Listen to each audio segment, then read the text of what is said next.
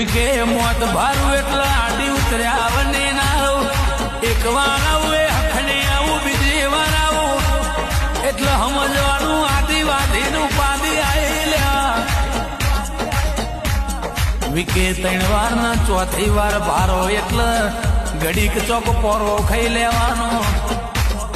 આયેલો વિઘન પાછો વારી દઉં એની એ તમારી મેરડી શું લેવાનો આ જગત છે જગત બોલશે એ આ 14 નો સૂરજ રે તો લગન લ્યા કોઈ દાડો તારા જેવી કે ના વગણથી આખી પાછી નહીં થવું ગોડાના